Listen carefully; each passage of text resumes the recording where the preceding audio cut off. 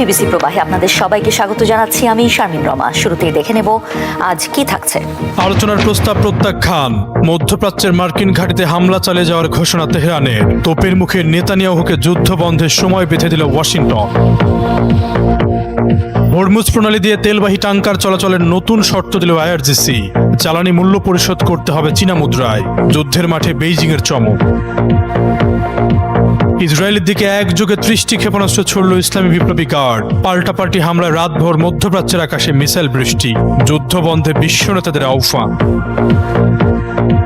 দক্ষিণ কোরিয়ার যৌথ সামরিক মহড়ার মধ্যেই ক্ষেপণাস্ত্র ছুড়লেন কিম, উত্তর কোরিয়ার পদক্ষেপকে উস্কানি বলল পিয়ংইয়ং, দীর্ঘদিনের বৈরিতা ঘিরে আবারও শঙ্কা। চলমান আকাশপথ যুদ্ধের মধ্যে মধ্যপ্রাচ্যে 2500 স্থলবাহিনী পাঠাচ্ছে যুক্তরাষ্ট্র, সরাসরি অংশ নেবে ইরান যুদ্ধে। দিন দিন আরও জটিল হচ্ছে মধ্যপ্রাচ্যের যুদ্ধ পরিস্থিতি। যুক্তরাষ্ট্র ইসরায়েল প্রতিদিনই ইরানে হামলার তীব্রতা বাড়াচ্ছে, ছেড়ে কথা বলছে না ইরানও। ইসরায়েল সহ মধ্যপ্রাচ্যের বিভিন্ন দেশে অবস্থিত মার্কিন ঘাঁটিগুলো লক্ষ্য করে হামলা অব্যাহত রেখেছে তেহরান। এর মধ্যে ইরান যুদ্ধে অংশ নিতে প্রায় 2500 স্থল সেনা পাঠাচ্ছে যুক্তরাষ্ট্র। তাদের সঙ্গে রয়েছে উভচর যুদ্ধজাহাজ ইউএসএস ত্রিপলি। এসব ঘটনা ইঙ্গিত দিচ্ছে মধ্যপ্রাচ্য পরিস্থিতি প্রতিদিনই আরও ঘোলাটে হয়ে উঠছে। মধ্যপ্রাচ্যের এমন ঘোলাটে পরিস্থিতিতে ইরানের পাশে দাঁড়িয়েছে এশিয়ার অন্যতম শক্তিশালী দেশ চীন। ইতোমধ্যে চীনের মুখপাত্র গুও জিয়াকুন হুঁশিয়ারি দিয়ে বলেছেন, সব দেশের সার্বভৌমত্ব এবং ভৌগোলিক অখণ্ডতাকে সম্মান করতে হবে। সব পক্ষকে অবিলম্বে সামরিক অভিযান বন্ধ করে সংলাপে ফিরতে হবে, যাতে সংঘাত আর ছড়িয়ে না পড়ে। বেইজিং মনে করে মধ্যপ্রাচ্যের এই ক্রমবর্ধমান উত্তেজনা কেবল আঞ্চলিক নয়, বরং বৈশ্বিক নিরাপত্তার জন্য হুমকি। সম্প্রতি দক্ষিণ ইরানের মিনাব শহরের একটি স্কুলে যুক্তরাষ্ট্রের ক্ষেপণাস্ত্র হামলায় বিপুল সংখ্যক শিক্ষার্থী নিহতের ঘটনায় গভীর শোক প্রকাশ করে $2 লাখ জরুরি মানবিক সহায়তা ঘোষণা করেছে বেইজিং। সেই সঙ্গে কঠিন সময়ে ইরানের জনগণের পাশে থেকে সংকট কাটিয়ে উঠতে সব ধরনের সহযোগিতা অব্যাহত রাখারও ঘোষণা দিয়েছে বেইজিং। এর বিপরীতে কৌশলগতভাবে গুরুত্বপূর্ণ জলপথ হরমুজ প্রণালী দিয়ে তেলবাহী ট্যাঙ্কার চলাচলের ক্ষেত্রে নতুন এক শর্ত আরোপের কথা ভাবছে তেহরান। এক্ষেত্রে শর্ত থাকবে, তেলের দাম চীনা মুদ্রা ইউয়ানে পরিশোধ করতে হবে। এক জ্যেষ্ঠ ইরানি কর্মকর্তা জানিয়েছেন, এর মাধ্যমে বিশ্বজুড়ে মার্কিন ডলারের নিয়ন্ত্রণে থাকা তেলের বাজার ভাঙার চেষ্টা করবে ইরান। এর আগে পশ্চিমা নিষেধাজ্ঞার কবলে পড়া রাশিয়ার তেল রুবল বা ইউয়ানে বিক্রি শুরু হয়। এবার ইরানও সেই পথ অনুসরণ করে আন্তর্জাতিক জ্বালানি বাজারে চীনা মুদ্রার প্রভাব বাড়ানোর বেইজিংয়ের প্রচেষ্টাকে ত্বরান্বিত করতে চাইছে, যা মোটেও ভালো চোখে দেখছে না ওয়াশিংটন। বিশ্লেষকদের মতে এসব ঘটনা কেবল ইরান যুদ্ধে প্রভাব ফেলবে না, বরং এটি আরেকটি বিশ্বযুদ্ধের ইঙ্গিত দিচ্ছে। ইরানের সঙ্গে যুক্তরাষ্ট্র ইসরায়েলের সংঘাতের প্রেক্ষাপটে মধ্যপ্রাচ্যে প্রথমবারের মতো স্থল বাহিনী মোতায়েন করতে যাচ্ছে যুক্তরাষ্ট্র। মার্কিন সামরিক প্রশাসনের সিদ্ধান্তে জাপানের ওকিনাওয়া বন্দর থেকে 31তম মেরিন এক্সপেডিশনাল ইউনিটের 2500 সদস্য এর মধ্যে যাত্রা শুরু করেছে। এই বিশাল বাহিনীটি উভচর আক্রমণকারী জাহাজ ইউএসএস ত্রিপলির মাধ্যমে নির্দিষ্ট যুদ্ধক্ষেত্রে পৌঁছবে। সামরিক বিশেষজ্ঞরা এই পদক্ষেপকে চলমান যুদ্ধের একটি গুরুত্বপূর্ণ মোড় হিসেবে দেখছেন। যদিও মেরিন সেনারা সাধারণত সমুদ্র এবং স্থল উভয় ক্ষেত্রেই কাজ করে, তবে এই প্রথম সুনির্দিষ্টভাবে স্থল অভিযানের উদ্দেশ্যে তাদের মোতায়েন করা হচ্ছে। ধারণা করা হচ্ছে কোনো জরুরি পরিস্থিতি মোকাবেলা করা অথবা ইরানের ভূখণ্ডের নির্দিষ্ট কোনো অংশ নিয়ন্ত্রণে নেওয়ার লক্ষ্যেই এই বাহিনীকে যুদ্ধক্ষেত্রে পাঠানো হচ্ছে। এই মোতায়েনের মধ্য দিয়ে এটি স্পষ্ট হচ্ছে যে যুক্তরাষ্ট্র ধীরে ধীরে এই যুদ্ধে তাদের সামরিক উপস্থিতি এবং আক্রমণের তীব্রতা বাড়াচ্ছে। বিশ্লেষকদের মতে পেন্টাগনের এই পদক্ষেপ ইঙ্গিত দেয় যে ওয়াশিংটন এই সংঘাত অদূর ভবিষ্যতে শেষ করার কোনো পরিকল্পনা করছে না, বরং একটি দীর্ঘস্থায়ী যুদ্ধের প্রস্তুতি নিচ্ছে। ইরাকের বাগদাদে অবস্থিত মার্কিন দূতাবাসে হামলা চালানো হয়েছে। হামলার পর দূতাবাস থেকে ধোঁয়া বের হতে দেখেছেন কাতার ভিত্তিক সংবাদমাধ্যম আল জাজিরা আরবির এক সাংবাদিক। যদিও কারা এই হামলা চালিয়েছে এবং এতে কোনো হতাহতের ঘটনা ঘটেছে কিনা এসব বিষয়ে তাৎক্ষণিক কিছু জানা যায়নি। এর আগে যুদ্ধ শুরুর পরপরই সৌদি আরবের মার্কিন দূতাবাসেও হামলার ঘটনা ঘটেছিল। ইরান যুদ্ধের আজ ভালোভাবে লেগেছে প্রতিবেশী ইরাকে। বিশেষ করে দেশটির ইরানপন্থী সশস্ত্র গোষ্ঠীগুলো মার্কিন এবং পশ্চিমা লক্ষ্যবস্তুতে নিয়মিত হামলা চালিয়ে যুদ্ধকে ইরাক পর্যন্ত টেনে এনেছে। এর মধ্যে ইরাকে ফরাসি সেনাদের লক্ষ্য করে চালানো এক ড্রোন হামলায় একজন নিহত ও অন্তত 5 জন আহত হওয়ার খবর পাওয়া গেছে। এছাড়া ইরাকে একটি মার্কিন KC-135 রিফুয়েলিং বিমান বিধ্বস্ত হয়েছে। এতে বিমানে থাকা 6 জন ক্রু প্রাণ হারিয়েছেন। যদিও মার্কিন বাহিনী দাবি করেছে শত্রুপক্ষ বা নিজেদের ভুলবশত কোনো আঘাত ছাড়াই বিমানটি বিধ্বস্ত হয়েছে, তবে ইরান সমর্থিত ইরাকি গোষ্ঠীগুলোর দাবি করেছে তাদের হামলাতেই এই মার্কিন বিমান বিধ্বস্তের ঘটনা ঘটেছে। আকাশে ধোঁয়ার কুণ্ডলী, চারদিকে তীব্র সতর্কতা। পূর্ব সাগরের দিকে 10টিরও বেশি ব্যালিস্টিক ক্ষেপণাস্ত্র নিক্ষেপ করেছে উত্তর কোরিয়া। দক্ষিণ কোরিয়ার joint chief of staff JCS এই তথ্য জানিয়েছে। শনিবার দক্ষিণ কোরিয়ার সামরিক কর্তৃপক্ষ জানিয়েছে উত্তর কোরিয়া স্থানীয় সময় দুপুর 1:20 দিকে সুনান এলাকা থেকে পূর্ব সাগরের দিকে একযোগে 10টিরও বেশি ব্যালিস্টিক ক্ষেপণাস্ত্র নিক্ষেপ করেছে। JCS জানিয়েছে ক্ষেপণাস্ত্রগুলো দ্রুত শনাক্ত ও ট্র্যাক করা হয়েছে। দেশটি সতর্ক অবস্থানে রয়েছে এবং যুক্তরাষ্ট্র ও জাপানের সঙ্গে ঘনিষ্ঠভাবে তথ্যটি বিনিময় করা হয়েছে। জাপানের সরকারি সম্প্রচার মাধ্যম NHK-তে বলা হয়েছে ক্ষেপণাস্ত্রগুলো ইতিমধ্যে সমুদ্রে পতিত হয়েছে। জাপানের প্রধানমন্ত্রীর অফিসও এই ঘটনা নিশ্চিত করেছে। বিশ্লেষকরা বলছেন এই নিক্ষেপ অভিযান সম্ভবত উত্তর কোরিয়া ও যুক্তরাষ্ট্রের ফ্রিডম শিল্ড এর উত্তরের প্রতিক্রিয়া। এই সামরিক মহড়া 9 মার্চ শুরু হয়ে 19 মার্চ পর্যন্ত চলবে এবং উত্তর কোরিয়া এটিকে আক্রমণাত্মক হিসেবে দেখছে। একই সময়ে কোরিয়ার ওয়ার্কার্স পার্টির কিম ইয়োজং সতর্ক করে বলেছেন শত্রুপক্ষের সামরিক উস্কানি দেশের সার্বভৌমত্ব নিরাপত্তার কাছে বিপজ্জনক পরিণতি ডেকে আনতে পারে। উত্তর কোরিয়ার এই নিক্ষেপ নতুন করে উত্তেজনা সৃষ্টি করেছে পূর্ব এশিয়ার নিরাপত্তা পরিবেশে, যেখানে আন্তর্জাতিক মনোযোগ এখন চরম সতর্কতার দিকে কেন্দ্রীভূত। আর ইরানের তেল সাম্রাজ্যকে টার্গেট করে হামলা চালিয়েছে যুক্তরাষ্ট্র। আয়তনে ছোট হলেও খার্গো দ্বীপটি ইরানের অর্থনীতির প্রাণকেন্দ্র। এই দ্বীপে মার্কিন হামলার ঘটনায় বিশ্বজুড়ে তীব্র তোলপাড় শুরু হয়েছে। ইরানের মোট তেল রপ্তানির প্রায় 90%ই একটি দ্বীপের উপর নির্ভরশীল। ফলে এই হামলার প্রভাব কেবল মধ্যপ্রাচ্যে সীমাবদ্ধ নেই, বরং ছড়িয়ে পড়েছে এশিয়া সহ বিশ্বের প্রতিটি দেশে। হিউস্টন বিশ্ববিদ্যালয়ের জ্বালানি অর্থনীতিবিদ ও শিক্ষক এড হার্স আল জাজিরাকে বলেছেন, ট্রাম্প বলেছেন তিনি দ্বীপের তেল অবকাঠামো এড়িয়ে গেছেন, কিন্তু এটি অত্যন্ত ছোট একটি দ্বীপ। কিছু খুব ছোট সামরিক স্থাপনা না থাকলে আমি কল্পনাও করতে পারছি না যে তেল রপ্তানির ব্যবস্থা ক্ষতিগ্রস্ত হয়নি। তিনি আরো বলেন, যদি এখন এটি স্থায়ীভাবে ইরানের তেল রপ্তানির সক্ষমতা নষ্ট করে দেয় এবং ইরাক ও কুয়েতও বন্ধ থাকে আর এই যুদ্ধ সপ্তাহ বা মাস ধরে চলে, তাহলে দাম আরও বাড়তে থাকবে বলে শঙ্কা প্রকাশ করেন তিনি। হার্স সতর্ক করেছেন, এটা সত্যি এশিয়ার অর্থনীতিগুলোকে আঘাত করবে, যারা অপরিশোধিত তেল ও পরিশোধিত পণ্যের বিশাল আমদানিকারক। ঐতিহাসিকভাবেও এই দ্বীপের গুরুত্ব অনেক বেশি। মাত্র 8 কিলোমিটার দৈর্ঘ্যের এই ভূখণ্ডে আবুজার, ফুরজান ও দুরুদ ক্ষেত্র থেকে পাইপলাইনের মাধ্যমে তেল আসে। প্রতি বছর এখান থেকে প্রায় 95 কোটি ব্যারেল তেল চীনে রপ্তানি হয়। 80-র দশকে ইরান ইরাক যুদ্ধের সময়ও এই দ্বীপে ভয়াবহ ধ্বংসযজ্ঞ চলেছিল। দীর্ঘ বিরতির পর আবারও সেই একই শঙ্কা জেগে উঠেছে। পাল্টাপাল্টি হামলায় ক্রমে ভয়াবহ হয়ে উঠছে মধ্যপ্রাচ্যে যুদ্ধ পরিস্থিতি। এই যুদ্ধের ফলে আন্তর্জাতিক বাজারে জ্বালানি সংকট দেখা দিয়েছে। বিশ্লেষকরা বলছেন দ্রুত এই উত্তেজনার সমাপ্তি না ঘটলে তেলের দাম ঊর্ধ্বমুখী হতে থাকবে। যুক্তরাষ্ট্র ইসরায়েল ধারাবাহিকভাবে রাজধানী তেহরান সহ ইরান জুড়ে বিমান থেকে বোমা নিক্ষেপ ও ক্ষেপণাস্ত্র হামলা চালিয়ে যাচ্ছে। ইরান ও প্রতিবেশী দেশগুলোতে যুক্তরাষ্ট্রের সামরিক স্থাপনা লক্ষ্য করে ক্ষেপণাস্ত্র ও ড্রোন হামলা চালাচ্ছে। বৃহস্পতিবার ইরাক ও কুয়েতে যুক্তরাষ্ট্রের 2টি ঘাঁটিতে আঘাত হেনেছে ইরানের ড্রোন। পারস্য উপসাগরে যুক্তরাষ্ট্রের একটি তেলবাহী জাহাজে হামলার কথা জানিয়েছে তেহরান। যুক্তরাষ্ট্র ইসরায়েলের হামলায় শীর্ষ রাজনৈতিক ও সামরিক নেতাদের হারানোর পরও ইরানের এমন পাল্টা আক্রমণ যুদ্ধের হিসাব নিকেশ পাল্টে দিচ্ছে। এমন পরিস্থিতিতে যুক্তরাষ্ট্র দীর্ঘমেয়াদী যুদ্ধের প্রস্তুতি নিচ্ছে। এর অংশ হিসাবে মধ্যপ্রাচ্যে আরও সেনা ও সামরিক সরঞ্জাম পাঠাচ্ছে যুক্তরাষ্ট্র। একই সঙ্গে গোয়েন্দা কার্যক্রমের পরিসর বাড়ানোর তৎপরতা শুরু করেছে পেন্টাগন। এই যুদ্ধ সেপ্টেম্বর পর্যন্ত গড়াতে পারে এমনটি মাথায় রেখে পরিকল্পনা সাজাচ্ছে মার্কিন সামরিক বাহিনী। চলমান উত্তেজনার মধ্যে ইরানের পারমাণবিক কর্মসূচি নিয়ে জাতিসংঘের নিরাপত্তা পরিষদে যুক্তরাষ্ট্র ও তার পশ্চিমা মিত্রদের সঙ্গে রাশিয়া ও চীনের তীব্র মতবিরোধ দেখা দিয়েছে। বিষয়টি নিয়ে পরিষদের বৈঠকে উত্তপ্ত আলোচনা হয়। TRT ওয়ার্ল্ডের একটি প্রতিবেদনে জানানো হয়েছে 15 সদস্য নিরাপত্তা পরিষদের বৈঠকে রাশিয়া ও চীন ইরানের উপর জাতিসংঘের নিষেধাজ্ঞা তদারকির জন্য গঠিত একটি কমিটি নিয়ে আলোচনা বন্ধ করার প্রস্তাব দেয়। তবে ওই প্রস্তাব ভোটাভুটিতে 11 বনাম 2 ভোটে খারিজ হয়ে যায় এবং 2 দেশ ভোট দান থেকে বিরত থাকে। বৈঠকে জাতিসংঘে যুক্তরাষ্ট্রের প্রতিনিধি মাইক ওয়াল্টোজ রাশিয়া ও চীনের বিরুদ্ধে ইরানকে রক্ষা করার অভিযোগ তোলেন। মাইক বলেন 1737 কমিটির কার্যক্রম বাধাগ্রস্ত করে মস্কো ও বেইজিং তেহরানকে সহায়তা করার চেষ্টা চালাচ্ছে। জাতিসংঘের সব সদস্য দেশের উচিত ইরানের বিরুদ্ধে অস্ত্র নিষেধাজ্ঞা কার্যকর করা, ক্ষেপণাস্ত্র প্রযুক্তি হস্তান্তর ও বাণিজ্য নিষিদ্ধ করা এবং সংশ্লিষ্ট আর্থিক সম্পদ জব্দ করা। তিনি দাবি করেন আন্তর্জাতিক আণবিক শক্তি সংস্থা IAEA জানিয়েছে পারমাণবিক অস্ত্রবিহীন দেশগুলোর মধ্যে ইরানই একমাত্র দেশ যারা 60% পর্যন্ত সমৃদ্ধ ইউরেনিয়াম উৎপাদন ও মজুত করেছে এবং সংস্থাটিকে সেই মজুদের পূর্ণাঙ্গ প্রবেশাধিকার দেয়নি।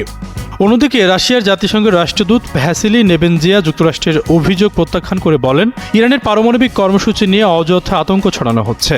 তার মতে তেহরানের বিরুদ্ধে আরেকটি সামরিক অভিযান চালানোর অজুহাত তৈরির জন্যই এই পরিস্থিতি সৃষ্টি করা হচ্ছে। চীনের প্রতিনিধি ফু কং ও যুক্তরাষ্ট্রের কঠোর সমালোচনা করে বলেন ইরান পারমাণবিক সংকটের মূল উস্কানিদাতা ওয়াশিংটন নিজেই। তিনি অভিযোগ করেন আলোচনা চলাকালে যুক্তরাষ্ট্র ইরানের বিরুদ্ধে প্রকাশ্য শক্তি প্রয়োগ করেছে যা কূটনৈতিক প্রচেষ্টাকে দুর্বল করেছে।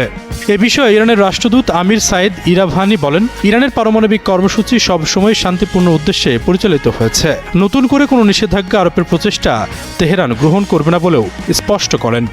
যুক্তরাষ্ট্র ও ইরানের মধ্যে যুদ্ধ যতই গড়াচ্ছে সবার নজর এখন মধ্যপ্রাচ্যের দেশটির উপকূলীয় ছোট্ট একটি দ্বীপের দিকে। এই দ্বীপটির নাম খার্ক দ্বীপ।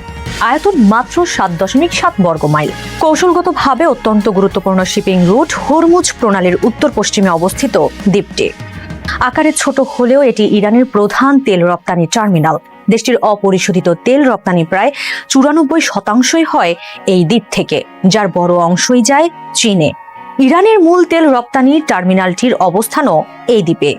যুক্তরাষ্ট্রভিত্তিক সংবাদ মাধ্যম এক্সিওসের তথ্য বলছে মার্কিন প্রশাসনিক কর্মকর্তারা এই গুরুত্বপূর্ণ দ্বীপটি দখলের বিষয়ে আলোচনা করেছেন। ছোট এ দ্বীপ দখলে চলে গেলে ইরানের অর্থনীতি ক্ষতিগ্রস্ত হতে পারে, দীর্ঘদিন থেকে যেতে পারে এর ধ্বংসাত্মক প্রভাব। ইউরোপের রয়্যাল ইউনাইটেড সার্ভিসেস ইনস্টিটিউটের জলবায়ু, জ্বালানি ও প্রতিরক্ষা বিষয়ক গবেষক পেট্রাস ক্যাটিনাস বলেন এটা ঠিক, এখন হরমুজ প্রণালী দিয়ে জাহাজ চলাচল বন্ধ। যে কোনোভাবেই হোক তারা এখন তেল বিক্রি করতে পারছে না। তবে ভবিষ্যতের দিকে তাকালে দেখা যায় এই দ্বীপ দখল করতে পারলে ইরানে সামরিক অভিযান শেষ হওয়ার পর যে সরকারি ক্ষমতায় আসুক, আলোচনার সময় যুক্তরাষ্ট্র বড় ধরনের চাপ তৈরি করার সুযোগ পাবে।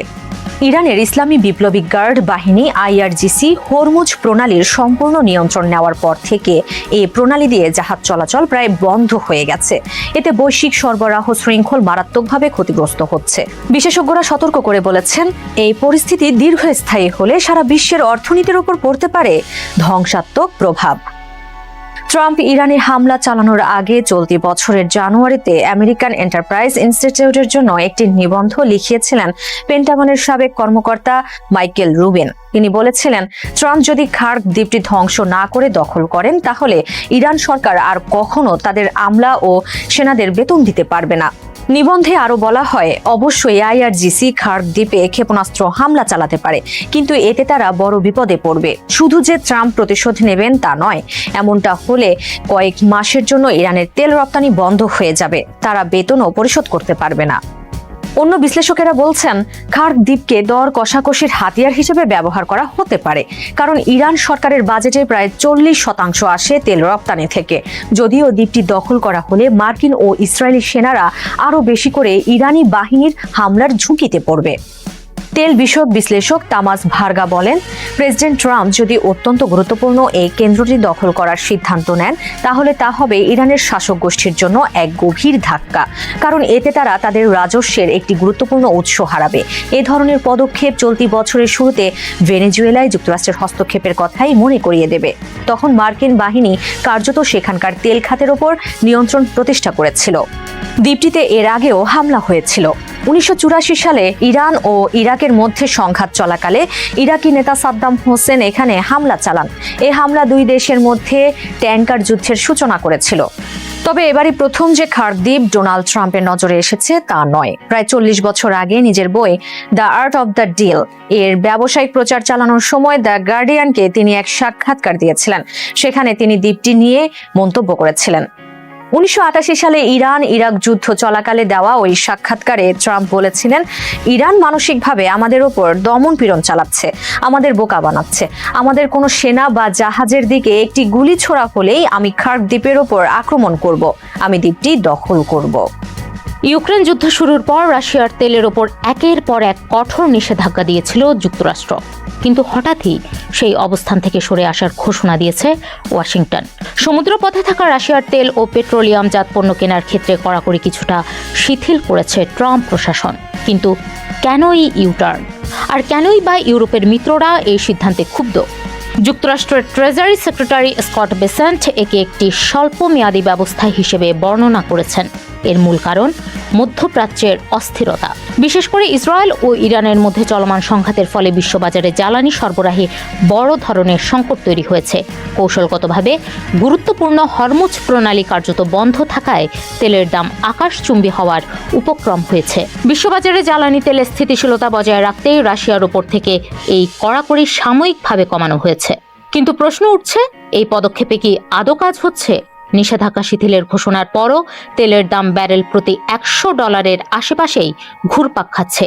এমনকি আন্তর্জাতিক জ্বালানি সংস্থা বা IEA রেকর্ড পরিমাণ তেল বাজারে ছাড়ার ঘোষণা দিলেও দাম কমেনি। বিশ্লেষকরা বলছেন, হরমুজ প্রণালী দিয়ে বিশ্বের প্রায় 1/5 তেল সরবরাহ হয়। সেই পথ বন্ধ থাকা এবং একের পর এক জাহাজে হামলার কারণে বাজারে যে অস্থিরতা তৈরি হয়েছে তা রাশিয়ার সামান্য তেল দিয়ে মেটানো সম্ভব নয়। যুক্তরাষ্ট্রের এই পদক্ষেপে সবচেয়ে বেশি ক্ষুব্ধ ইউরোপীয় দেশগুলো। জার্মান চ্যান্সেলর ফ্রেডরিক মার্স স্পষ্ট জানিয়ে দিয়েছেন, মধ্যপ্রাচ্যের যুদ্ধের অজুহাতে রাশিয়ার উপর চাপ কমানো ঠিক হবে না। ফরাসি প্রেসিডেন্ট ইমানুয়েল ম্যাক্রো এবং কানাডার প্রধানমন্ত্রী মার্ক কার্নিও একই সুর মিলিয়েছেন।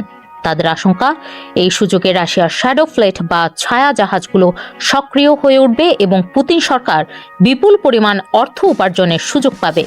ইউক্রেনীয় প্রেসিডেন্ট ভলোদিমির জেলেনস্কি তো সরাসরি হিসেব দিয়ে বলেছেন, এই সিদ্ধান্তের ফলে রাশিয়ার পকেটে প্রায় $10 বিলিয়ন ঢুকবে, যা সরাসরি ইউক্রেন যুদ্ধে ব্যয় করবে ক্রেমলিন। বিশ্লেষকরা মনে করছেন, এই সিদ্ধান্তের পেছনে ডোনাল্ড ট্রাম্পের উপরে থাকা অভ্যন্তরীণ অর্থনৈতিক চাপও একটি বড় কারণ। যুক্তরাষ্ট্রে জ্বালানি দাম বৃদ্ধি সবসময়ই একটি সংবেদনশীল রাজনৈতিক ইস্যু। তাই 11 এপ্রিল পর্যন্ত এই সাময়িক ছাড় দিয়ে অভ্যন্তরীণ বাজার শান্ত রাখার চেষ্টা করছে হোয়াইট হাউস। যদিও মার্কিন প্রতিরক্ষা দপ্তর বলছে, তারা হরমুজ প্রণালী মুক্ত করতে সামরিক তৎপরতা চালিয়ে যাচ্ছে। রাশিয়ার তেল নিয়ে ওয়াশিংটনের এই নমনীয় নীতি কি বিশ্ববাজারের অস্থিরতা কমাতে পারবে, নাকি এটি ইউক্রেন যুদ্ধে পুতিনকে নতুন করে অক্সিজেন দেবে?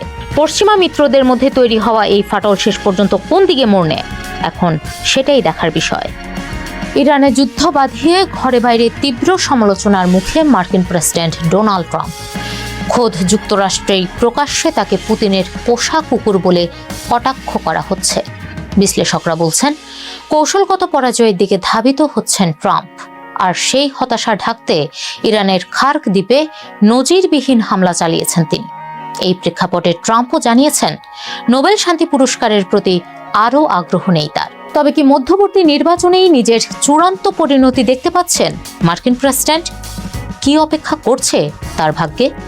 দ্বিতীয় মেয়াদে ক্ষমতায় বসার পর পুতিনের সঙ্গে অনেকটা দহরম মহরম সম্পর্ক মার্কিন প্রেসিডেন্ট ডোনাল্ড ট্রাম্পের। ইউক্রেন যুদ্ধ নিয়ে গোটা ইউরোপের অবস্থান যখন জেলেনস্কির পক্ষে, তখন শুধু ট্রাম্প ছিলেন তার বিপক্ষে। এমনকি হোয়াইট হাউসে ডেকে নিয়েও জেলেনস্কিকে শাসিয়েছেন মিস্টার প্রেসিডেন্ট। পুতিনের সঙ্গে আলাস্কায় সাক্ষাৎ করেছেন, ফোনেও কথা বলেছেন বেশ কয়েকবার, যেন তাদের বন্ধুত্ব বহু পুরনো। এবার ইরান যুদ্ধের কারণে তেলের দাম যখন হু হু করে বাড়ছে, তখন রাশিয়া থেকে তেল আমদানির উপর থাকা কিছু নিষেধাজ্ঞা সাময়িকভাবে প্রত্যাহার করে নিয়েছে যুক্তরাষ্ট্র। তার এমন পদক্ষেপে চটেছেন ক্যালিফোর্নিয়ার গভর্নর গেভিন নিউসাম। তাকে পুতিনের পোষা কুকুর বলে কটাক্ষ করেছেন তিনি। তার এই মন্তব্য ঘিরে সামাজিক মাধ্যমে চলছে ব্যাপক সমালোচনা। AI জেনারেটেড এই ছবিটি এক্সে শেয়ার করেছে ডেমোক্রেট দলীয় নেতা নিউসামের প্রেস অফিস। ছবিতে দেখা যাচ্ছে, পুতিন ট্রাম্পকে কুকুরের মতো গলায় শিকল বেঁধে হাঁটাচ্ছেন। ট্রাম্প উপুর হয়ে শুয়ে আছেন এবং পুতিন তার গলার শিকল ধরে আছেন। বহু আগে থেকেই এই গভর্নর ট্রাম্পের নীতির সমালোচক। তার ভাষায়, ট্রাম্প একজন ব্রেন ডেড মোরন বা বুদ্ধিহীন গাধা, যিনি শিশুদের ওপর বোমা ফেলেন। ধারণা করা হচ্ছে, গত 28 ফেব্রুয়ারি ইরানের একটি স্কুলে হামলার প্রতি ইঙ্গিত করে এ কথা বলেছেন। ওই হামলায় প্রায় 180 জন নিহতের খবর পাওয়া গিয়েছিল, যাদের বেশিরভাগই শিশু। সেই হামলা সম্পর্কে ট্রাম্প দাবি করেছিলেন ইরান নিজেই সেটি করেছে। তবে নিউ ইয়র্ক টাইমস এক প্রতিবেদন জানিয়েছে, ভুলবশত ওই বোমা হামলার জন্য যুক্তরাষ্ট্রই দায়ী। এর আগেও যুক্তরাষ্ট্রের ইরান অভিযানের ঘোর বিরোধিতা করেন নিউসাম। আয়াতুল্লাহ খামেনির মৃত্যুর পর তিনি মন্তব্য করেন, এই যুদ্ধ নিয়ে আমি খুবই ক্ষুব্ধ। আমাদের এমন একজন প্রেসিডেন্ট আছেন যিনি এখনো আমাদের স্পষ্ট করে বলতে পারছেন না কেন এখনই ইরানে হামলা করতে হলো, এর লক্ষ্যটা কি। খার্গ দ্বীপ ইরানের উপকূল থেকে প্রায় 15 নটিক্যাল মাইল দূরে অবস্থিত। এটিকে বিবেচনা করা হয় ইরানের তেলের লাইফলাইন হিসেবে। দেশটির রফতানিযোগ্য অপরিশোধিত তেলের প্রায় 90% পরিবাহিত হয় এখান দিয়ে। গুরুত্বপূর্ণ এই দ্বীপটিতে 13 মার্চ হামলা চালিয়েছে যুক্তরাষ্ট্র। রেভলিউশনারি গার্ডস কোর সংশ্লিষ্ট ফোর্স নিউজ এজেন্সি জানিয়েছে, মার্কিন হামলায় খার্গ দ্বীপে 15টির বেশি বিস্ফোরণের শব্দ শোনা গেছে। শিকাগো বিশ্ববিদ্যালয়ের রাষ্ট্রবিজ্ঞানের অধ্যাপক রবার্ট পেপ মনে করেন, হতাশা থেকেই ইরানের খার্গ দ্বীপে বোমা হামলার নির্দেশ দিয়েছেন ট্রাম্প। কাতার ভিত্তিক সংবাদ মাধ্যম আল জাজিরাকে দেওয়া এক সাক্ষাৎকারে তিনি বলেন, কারো মাথায় কি চলছে তা বোঝা কঠিন, বিশেষ করে ডোনাল্ড ট্রাম্পের ক্ষেত্রে তো বটে। তবে আমার মনে হয় তিনি এমন একটি পরিস্থিতির নিয়ন্ত্রণ ফিরে পেতে চাইছেন যা প্রতি ঘন্টা ও প্রতিদিন তার হাতের বাইরে চলে যাচ্ছে। নিজের দ্বিতীয় মেয়াদের অনেকটা সময় জুড়ে নোবেল শান্তি পুরস্কার পাওয়ার লক্ষ্যে জোরালো প্রচার চালালেও ডোনাল্ড ট্রাম্প এখন দাবি করছেন এই পুরস্কারের প্রতি তার কোনো আগ্রহ নেই। চলমান ইরান যুদ্ধ ভবিষ্যতে তার নোবেল পাওয়ার সম্ভাবনাকে কিভাবে প্রভাবিত করবে সে বিষয়েও নিশ্চিত নন প্রেসিডেন্ট ট্রাম্প। মার্কিন একটি সংবাদ মাধ্যমে দেওয়া এক সাক্ষাৎকারে ট্রাম্প বলেন, ইরানের সঙ্গে চলমান সংঘাত তাকে নোবেল কমিটির চূড়ান্ত লক্ষ্য পার করতে সাহায্য করবে কিনা সে বিষয়ে তার কোনো ধারণা নেই। তিনি আরও যোগ করেন, আমি জানি না, এ বিষয়ে আমার কোনো আগ্রহ নেই। এর আগে রাশিয়া ইউক্রেন যুদ্ধ, ভারত পাকিস্তান যুদ্ধ বন্ধ সহ বিভিন্ন ক্ষেত্রে গুরুত্বপূর্ণ অবদান রাখার দাবি করে নিজেকে নোবেল শান্তি পুরস্কারের জন্য সবচেয়ে যোগ্য প্রার্থী হিসেবে নিজেকে ঘোষণা করেছিলেন ট্রাম্প। পরে তাকে নিজের নোবেল শান্তি পুরস্কারের পদক উপহার দেন ভেনেজুয়েলার বিরোধী নেতা মারিয়া করিনা মাচাদো। এই পদক পাওয়ার পর সামাজিক যোগাযোগ মাধ্যমে কৃতজ্ঞতা জানান ট্রাম্প। সাম্প্রতিক সময়ে ইরান ইস্যুতে ট্রাম্পের নিজের মন্ত্রী পরিষদেও দেখা দিয়েছে ফাটল। ভাইস প্রেসিডেন্ট জেডি ভ্যান্স এবং ন্যাশনাল ইন্টেলিজেন্স প্রধান তুলসী গ্যাবার্টকে এই যুদ্ধ নিয়ে খুব একটা সরব দেখা যাচ্ছে না। এই অবস্থায় সামনের নভেম্বরে মার্কিন কংগ্রেসের মধ্যবর্তী নির্বাচনে ট্রাম্পের রিপাবলিকান পার্টি তাদের সংখ্যাগরিষ্ঠতা হারাতে পারে বলে উঠে এসেছে জরিপে। আফ্রিকার সঙ্গে অর্থনৈতিক সম্পর্ক আরও জোরদার করতে বড় পদক্ষেপ নিল চীন। আফ্রিকার 53টি দেশের সব ধরনের পণ্যের উপর আমদানি শুল্ক পুরোপুরি তুলে নেওয়ার ঘোষণা দিয়েছে বেইজিং। 2026 সালের মে মাস থেকে এই সুবিধা কার্যকর হবে। আর এই সিদ্ধান্তকে আফ্রিকার বিশাল বাজার দখলে বেইজিংয়ের বড় শক্তির খেলা বা পাওয়ার প্লে হিসেবে দেখছেন বিশ্লেষকরা। তবে আফ্রিকার 54টি দেশের মধ্যে একমাত্র এসওয়াতিনি এই সুবিধা পাচ্ছে না। চীনের এই ঘোষণার মূল লক্ষ্য আফ্রিকার সঙ্গে বাণিজ্য আরও বাড়ানো। বর্তমানে আফ্রিকা থেকে চীন মূলত খনিজ সম্পদ ও জ্বালানি আমদানি করে। নতুন এই শুল্কমুক্ত সুবিধার ফলে এখন কৃষি ও প্রক্রিয়াজাত পণ্য সহজে চীনের বাজারে প্রবেশ করতে পারবে। এতে আফ্রিকার দেশগুলোর অর্থনীতি যেমন চাঙ্গা হবে, তেমনি ওই অঞ্চলে যুক্তরাষ্ট্রের প্রভাব কমিয়ে নিজেদের অবস্থান আরও শক্ত করবে চীন।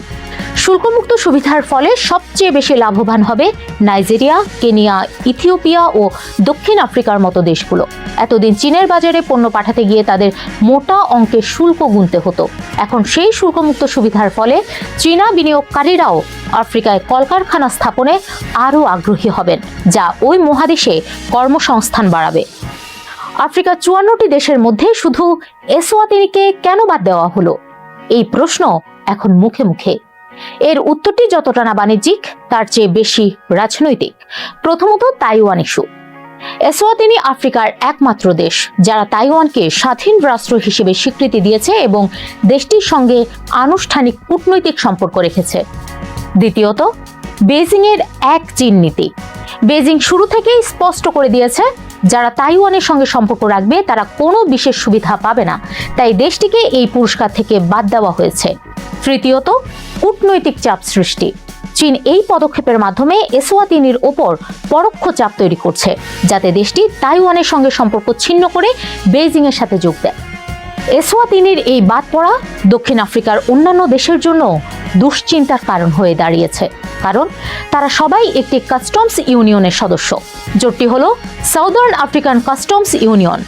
একটি দেশ বাদ পড়ায় এই শুল্কমুক্ত সুবিধা কার্যকর করার ক্ষেত্রে কারিগরি ও আইনি জটিলতা তৈরি করতে পারে বলে মনে করছেন বিশেষজ্ঞরা। সহজ কথায় বলতে গেলে চীন তার বাজারের দরজা আফ্রিকার জন্য খুলে দিচ্ছে ঠিকই, কিন্তু এসওয়াতিনিকে বাদ দিয়ে বিশ্ব রাজনীতিতে একটি কড়া বার্তাও দিয়েছে। বেইজিং এর বন্ধু হতে হলে তাইওয়ানের সঙ্গ ছাড়তেই হবে। চীনের এই পদক্ষেপকে যুক্তরাষ্ট্রের জন্য একটি বড় চ্যালেঞ্জ হিসেবে দেখছেন বিশ্লেষকরা। যুক্তরাষ্ট্রের African growth and opportunity act নামক একটি সুবিধা রয়েছে, যার মাধ্যমে নির্দিষ্ট কিছু আফ্রিকান দেশ মার্কিন বাজারে শুল্কমুক্ত সুবিধা পায়। কিন্তু চীনের নতুন এই ঘোষণার ফলে সেই সুবিধার প্রভাব অনেকটা কমে যাচ্ছে। এদিকে চীনের এই শুল্কমুক্ত সুবিধা রাজনৈতিক কোনো শর্ত ছাড়াই দেওয়া হচ্ছে, যেখানে যুক্তরাষ্ট্র সাধারণত মানবাধিকার বা গণতন্ত্রের শর্ত দেয়। ফলে আফ্রিকার দেশগুলো এখন ওয়াশিংটনের চেয়ে বেইজিং এর দিকে বেশি ঝুঁকছে। শুল্ক না থাকায় আফ্রিকার খনিজ সম্পদ কোবাল্ট ও লিথিয়াম এবং কৃষি পণ্য এখন সস্তায় চীনে যাবে, যা যুক্তরাষ্ট্রের ইলেকট্রনিক্স ও গাড়ি শিল্পের জন্য কাঁচামাল সংগ্রহ কঠিন করে তুলতে পারে। ঐতিহাসিকভাবে আফ্রিকার সবচেয়ে বড় বাণিজ্যিক অংশীদার ছিল ইউরোপীয় ইউনিয়ন, কিন্তু চীনের নতুন পদক্ষেপের কারণে তারাও উদ্বিগ্ন। কারণ আফ্রিকার পণ্য সহজে চীনে প্রবেশ করলে ইউরোপীয় বাজারে প্রতিযোগিতা বাড়বে। দ্বিতীয়ত, চীন আফ্রিকায় বড় বড় অবকাঠামো প্রকল্প যেমন রাস্তা, বন্দর ও রেল লাইন নির্মাণ করছে। শুল্কমুক্ত বাণিজ্যের ফলে এসব অবকাঠামো চীনের বাণিজ্যিক করিডর হিসেবে ব্যবহার হবে, ফলে কমে যাবে ইউরোপের প্রবেশাধিকার। বিশ্লেষকদের মতে এই শুল্কমুক্ত সুবিধার মাধ্যমে চীন একই সঙ্গে দুটি লক্ষ্য পূরণ করতে চাইছে। প্রথমত, এসওয়াতিনিকে বাদ দিয়ে তাইওয়ান ইস্যুতে নিজেদের কঠোর অবস্থান আবারও পরিষ্কার করল বেইজিং। দ্বিতীয়ত, আফ্রিকাকে ভবিষ্যতের উৎপাদন কেন্দ্র এবং কাঁচামালের বড় উৎস হিসেবে নিজের প্রভাবের মধ্যে টেনে এনেছে দেশটি। পশ্চিমা দেশগুলো যখন নানা শর্ত ও বিধিনিষেধ নিয়ে ব্যস্ত, তখন চীন এক হাতে বাজারের চাবিকাঠি নিয়ে আফ্রিকার সঙ্গে তাদের অর্থনৈতিক সম্পর্ক আরও দৃঢ় করার কৌশল চালিয়েছে। বিশ্লেষকদের মতে এটি শুধু বাণিজ্য নয়, বরং এক ধরনের কূটনৈতিক বার্তা, যা বেইজিংকে বিশ্ববাজারে প্রভাব বিস্তারের নতুন সুযোগ তৈরি করে দিয়েছে। চলমান যুদ্ধে ইসরায়েল ও মধ্যপ্রাচ্যে থাকা মার্কিন সামরিক স্থাপনাগুলোতে ইরানের হামলা আগের তুলনায় অনেক বেশি নিখুঁত হয়ে উঠেছে, এমনটাই মনে করছেন বিভিন্ন গোয়েন্দা ও সামরিক বিশ্লেষক। তাদের ধারণা এর পেছনে থাকতে পারে চীনের স্যাটেলাইট নেভিগেশন প্রযুক্তি বাইদু নেভিগেশন স্যাটেলাইট সিস্টেম। ফরাসি পডকাস্ট তুকসানে দেওয়া এক সাক্ষাৎকারে ফ্রান্সের গোয়েন্দা সংস্থা general decorated for external security এর সাবেক পরিচালক অ্যালেন জুইলেট বলেন, ইরান সম্ভবত চীনের বাইদু স্যাটেলাইট নেভিগেশন সিস্টেম ব্যবহারের সুযোগ পেয়েছে, কারণ গত জুনে ইসরায়েলের সঙ্গে 12 দিনের যুদ্ধের পর থেকে তাদের নিশানায় আঘাতের সক্ষমতা অনেক বেশি নিখুঁত হয়ে উঠেছে। এটি তাদের গাইডেন্স প্রযুক্তি নিয়ে নতুন করে প্রশ্ন তৈরি করছে। গত 28 ফেব্রুয়ারি ইরানে হামলা চালায় যুক্তরাষ্ট্র ও ইসরায়েল। এতে ইরানের সর্বোচ্চ নেতা আয়াতুল্লাহ আলী খামেনি সহ শীর্ষ নেতারা নিহত হন। এই হত্যার জবাবে ইসরায়েল ও মধ্যপ্রাচ্যে থাকা মার্কিন ঘাঁটি লক্ষ্য করে শত শত ব্যালিস্টিক ক্ষেপণাস্ত্র ও ড্রোন ছোড়ে ইরান। ইসরায়েল ও উপসাগরীয় দেশগুলো ধেয়ে আসা অনেক ক্ষেপণাস্ত্র আকাশেই ধ্বংস করেছে ঠিকই, তবুও কিছু ক্ষেপণাস্ত্র দেশগুলোর প্রতিরক্ষা ব্যবস্থা ফাঁকি দিয়ে গুরুত্বপূর্ণ স্থাপনায় আঘাত হানে। এতে প্রাণহানিও ঘটে। আগে ইরানের সামরিক বাহিনী লক্ষ্য নির্ধারণের জন্য যুক্তরাষ্ট্রের গ্লোবাল পজিশনিং সিস্টেম বা জিপিএস এর উপর নির্ভর করত। যুক্তরাষ্ট্র চাইলে এই জিপিএস সিগন্যাল জ্যাম করে দিতে পারে বা এর ব্যবহার বন্ধ করে দিতে পারে, কিন্তু ইরান যদি চীনের বাইদু স্যাটেলাইট নেভিগেশন সিস্টেম ব্যবহার করে, তাহলে এতে যুক্তরাষ্ট্রের হস্তক্ষেপ করার তেমন কোনো ক্ষমতা থাকে না। চীন 2020 সালে তাদের আধুনিক স্যাটেলাইট নেভিগেশন সিস্টেম বাইদুর পূর্ণ সংস্করণ চালু করে। সেই সময় বেইজিং এর গ্রেট হলে আয়োজিত এক অনুষ্ঠানে চীনের প্রেসিডেন্ট শি জিনপিং আনুষ্ঠানিকভাবে এটি উদ্বোধন করেন। এই প্রযুক্তির পেছনে ইতিহাসও দীর্ঘ। 2096 সালে তাইওয়ান সংকটের পর চীন বুঝতে পারে ভবিষ্যতে কোনো সংঘাত হলে যুক্তরাষ্ট্র জিপিএস ব্যবহারে বাধা দিতে পারে। এই আশঙ্কা থেকেই নিজেদের স্যাটেলাইট নেভিগেশন সিস্টেম তৈরির সিদ্ধান্ত নেয় তারা। বাইদুর জন্য তৈরি চীন সরকারের ওয়েবসাইটে বলা হয়েছে, এই নেভিগেশন সিস্টেমের লক্ষ্য বিশ্বের সেবা করা এবং মানুষের কল্যাণ সাধন করা। বাইদু ওয়েবসাইটে বলা হয়েছে, এই সিস্টেমে মূলত 3টি অংশ থাকে: স্পেস সেগমেন্ট, গ্রাউন্ড সেগমেন্ট ও ইউজার সেগমেন্ট। এতে বলা হয়, বিডিএস গ্রাউন্ড সেগমেন্টে রয়েছে master control station, time synchronisation. Ground স্টেশনে রয়েছে আপলিঙ্ক স্টেশন, মনিটরিং স্টেশন। পাশাপাশি আন্তঃ স্যাটেলাইট লিঙ্কের পরিচালনা ও ব্যবস্থাপনার সুবিধাও রয়েছে এই সিস্টেমে। চীনের বাইদু সিস্টেমে অন্য নেভিগেশন সিস্টেমের চেয়ে অনেক বেশি স্যাটেলাইট ব্যবহার করা হয়। আল জাজিরার এজে ল্যাবস ডেটা টিমের তথ্য অনুযায়ী মার্কিন জিপিএস সিস্টেমের তথ্য সরবরাহের জন্য স্যাটেলাইট রয়েছে 24টি। অন্যদিকে চীনের সিস্টেমটি 45টি স্যাটেলাইটের উপর নির্ভরশীল। বিশ্বের অন্য দুটি প্রধান নেভিগেশন সিস্টেম হলো রাশিয়ার গ্লোনাস এবং ইউরোপীয় ইউনিয়নের গ্যালিলিও। এগুলোর প্রতিটিতে 24টি করে স্যাটেলাইট রয়েছে। বাইদু স্যাটেলাইট নেভিগেশন সিস্টেমও অন্যান্য স্যাটেলাইট নেভিগেশন সিস্টেমের মতো কাজ করে। এই সিস্টেম মূলত স্যাটেলাইট থেকে সংকেত পাঠায় আর রিসিভার সেই সংকেতের সময় হিসাব করে খুব নিখুঁতভাবে নির্দিষ্ট অবস্থান নির্ধারণ করে। ব্রাসেলস ভিত্তিক সামরিক ও রাজনৈতিক বিশ্লেষক এলিজা ম্যাগনিয়ার বলেন, সেবার স্তরের উপর ভিত্তি করে সিস্টেমের নির্ভুলতা নির্ধারিত হয়। জনসাধারণের জন্য উন্মুক্ত সিগন্যালগুলো সাধারণত 5 থেকে 10 মিটারের মধ্যে নির্ভুল অবস্থান জানাতে পারে, কিন্তু কেবল অনুমোদিত ব্যবহারকারীদের জন্য সংরক্ষিত সেবা অনেক বেশি নিখুঁত তথ্য দিতে সক্ষম। এখনো আনুষ্ঠানিকভাবে বিষয়টি নিশ্চিত করেনি ইরান। এছাড়া 2025 সালের জুনে ইসরায়েলের সঙ্গে যুদ্ধের পর এত অল্প সময়ের মধ্যে সামরিক অভিযানগুলোকে নতুন স্যাটেলাইট নেভিগেশন সিস্টেমে স্থানান্তর করা আদৌ সম্ভব কিনা সেটাও স্পষ্ট নয়। তবে অনেক বিশ্লেষক মনে করেন, অনেক দিন ধরেই এই প্রযুক্তি ব্যবহারের প্রস্তুতি নিচ্ছিল ইরান। চীন ইরান সম্পর্ক গবেষক থিউ নেনসিনি আল জাজিরাকে বলেন, 2015 সালেই ইরান তাদের সামরিক ব্যবস্থায় বাইদু 2 সংযুক্তির জন্য চীনের সঙ্গে একটি সমঝোতা স্মারক সই করেছিল বলে জানা যায়। এর প্রধান লক্ষ্য ছিল ক্ষেপণাস্ত্রের নির্ভুলতা বাড়ানো এবং বেসামরিক জিপিএস এর উপর নির্ভরতা কমানো। প্রক্রিয়াটি ধীর গতিতে চললেও 2021 সালের মার্চে চীন ইরান কৌশলগত অংশীদারিত্ব চুক্তির পর এটি দ্রুত এগোতে থাকে।